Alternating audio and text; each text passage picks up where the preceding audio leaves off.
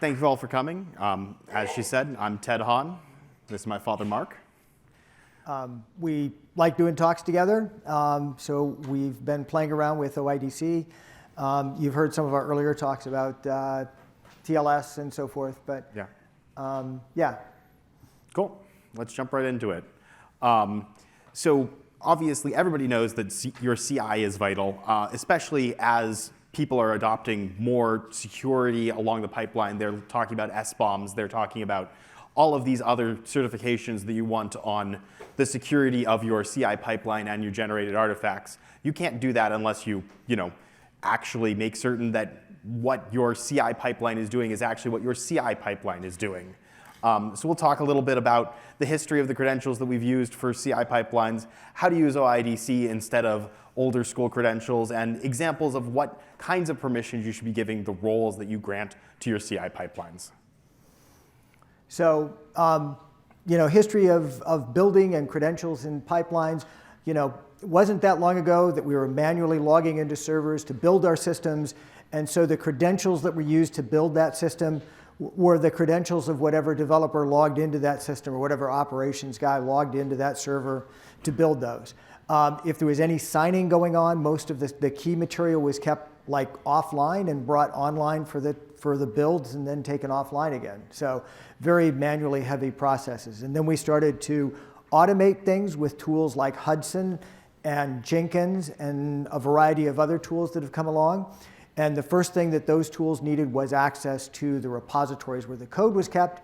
So we gave them usernames and passwords, and then we switched to access tokens. Access tokens simplified life, but access tokens are basically, when they're in your CI system, all they're doing is just waiting around, waiting to be leaked. So we want to prevent that from happening. Then access tokens moved into things that were SAML-like, and SAML is complex and difficult to get right, and I have nothing more nice to say about it, so I'm done. Yeah. So more modernly, flows are moving towards OIDC as the way of passing credentials back and forth.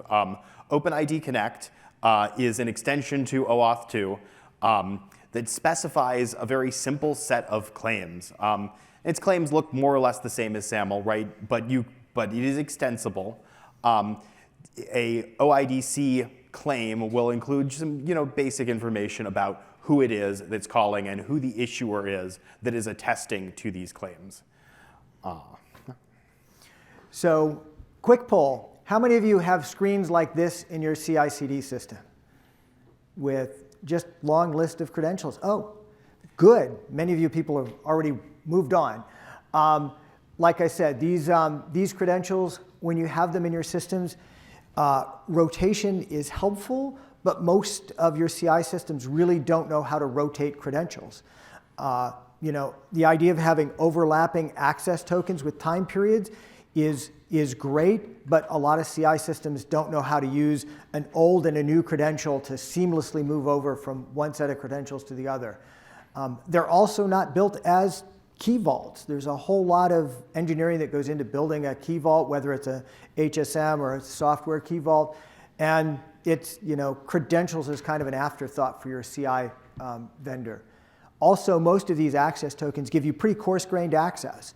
So typically, it's like all of your repository and all of your cloud infrastructure is available through these access tokens. OIDC gives you a chance to reduce that. And then there's also poor attribution, right? So the fact that you've got an access token in here is probably reused throughout other pieces of your infrastructure. So when you look at logs, you really don't have a good sense of which branch in the pipeline ran this. Was it a dev, a test? What was going on when you look at the access logs? So there's a lot of problems with this. Cool. So yeah, if you are running an old school pipeline with, not hard-coded, but soft-coded access tokens in environment variables, they leak. They leak easily. I hope everybody here has run this, echo secret to base 64 just to prove to yourselves how easily they leak. And we should, to some extent, be capable of doing this, understanding that these are not secure credentials, that this is not a secure from your developers is actually important to this whole understanding. The secrets can and will leak. The CI system will blot them out, but it's a very leaky process.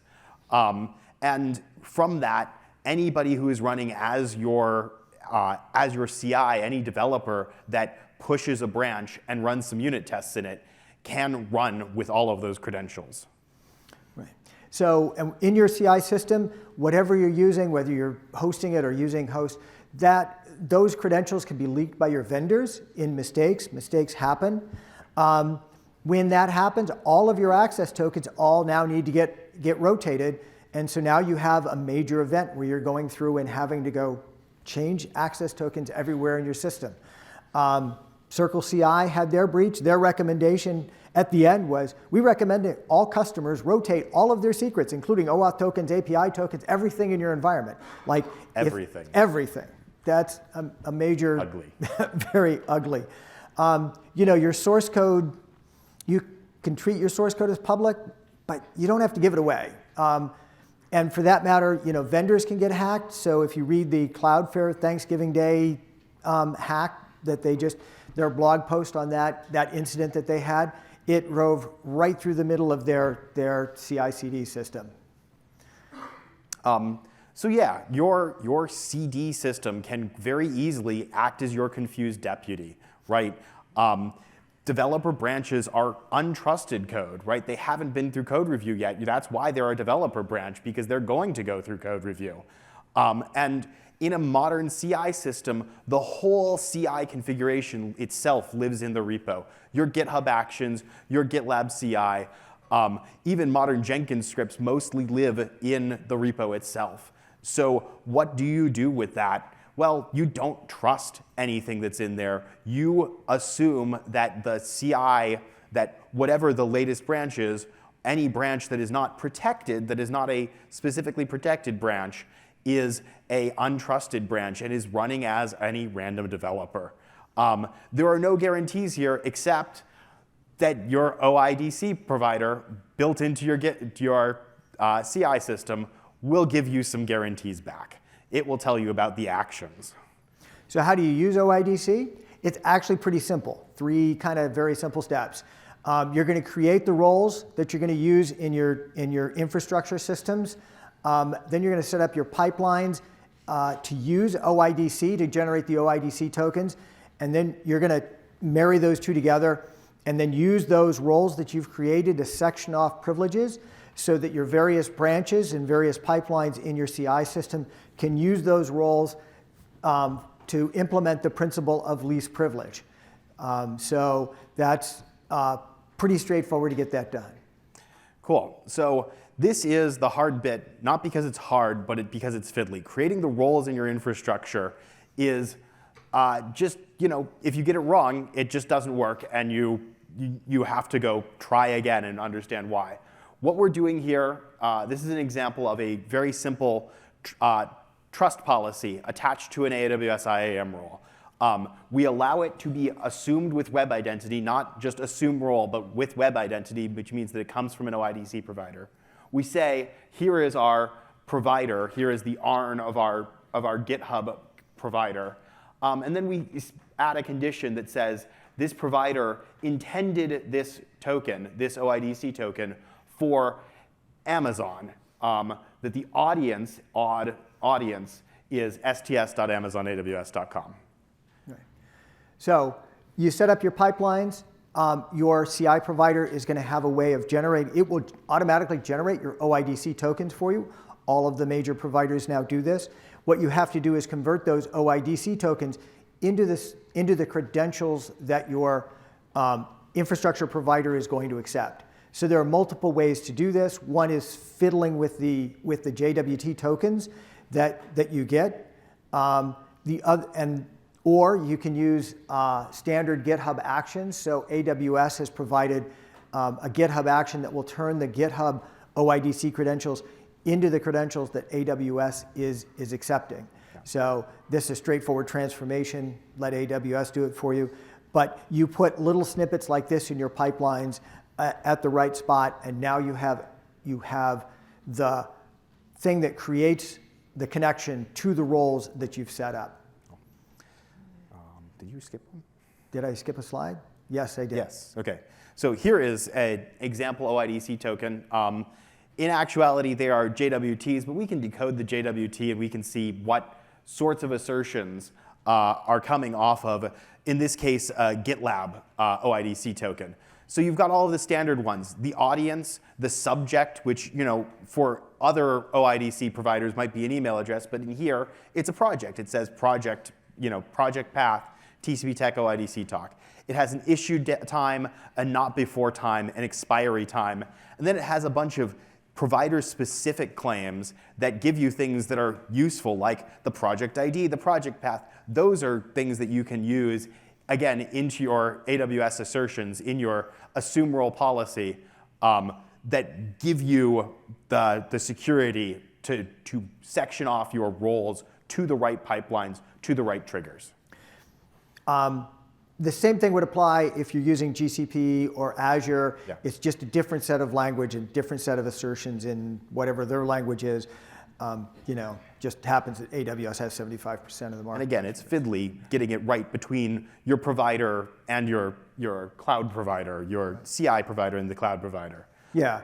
So what you're doing is in your cloud provider, you're setting up the roles and the policies or however the permission sets are set up, and breaking them down into the different areas of least privilege. So your dev and test pipelines are going to be set up to only have access to your dev and staging and test environments.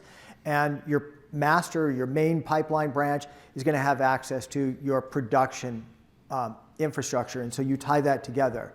You can get pretty granular with this, but don't. Basically, if you can segregate it into two pieces, production and everything else, now your life is simple. If you have to, you can have a couple of different stages, but the more that you make this complicated, the more things go wrong, and the more that it gets very difficult to debug. So the advice here is use few roles, but definitely separate those roles to get the principle of least privilege. Your devs don't want to understand which roles they're dealing with. They want a role for prod and a role for staging. The problem is in staging, you're going to be building experimental types of infrastructure. And so by adding a bunch of limits there, it turns out that every experiment fails before it succeeds. And that's just really hard. Every time you go to do something new and try a new service, like you just bang your head against the wall. Don't do that. So we talked a little bit earlier about the assume role policies. Here is another stanza in that conditions. We want to allow anything within our GitLab repo to access this role. And that's something that you should do for your dev and staging policies, is just say, all right, this is the dev role, and anything within the repo can use this role. So this is the additional stanza you put in your policy for matching. And so you can see here on the left, you've got your protected branch, the master branch, and on the right, you've got the general dev branch. These policies are pretty similar, except that we add more conditions to the master role, and we give it much less granular access. We give it much broader access to make changes. Whereas our generic dev staging role, we specify only a few resources. We specify specifically the resources that are associated with staging. And we make that, we give it broad access, but only to the resources that it should have access to. Next up, just a different version of it. If you've got an S3 bucket, right, that's hosting your website, you do the same thing. You just say, here is the role that runs as the protected master branch. Here is the role that runs as everything else. You have permissions to access our production website, or you have access to permission to access the S3 bucket that's only our staging website. Great. That's pretty simple. So here's where we would do a demo. We actually probably have time, but we haven't set up. We're running OK on time. Yeah. But this is very easy to run on the demo. And all of the code that you need to run a demo is in our repository. Go look it up, or just go look at our test runs and see what they're doing. Yeah. So takeaways. Yeah, you should prevent your developers from abusing your CI access. Your CI should not be the confused deputy. And as we add more things to the D of continuous deployment, we want to do more and more with our deployment, but we need more and more to pay attention to what is going on there. We need to be very careful and very clear about what it is that our security model is, and not allow developers access to everything in production because we wanted to run Terraform automatically on the master branch.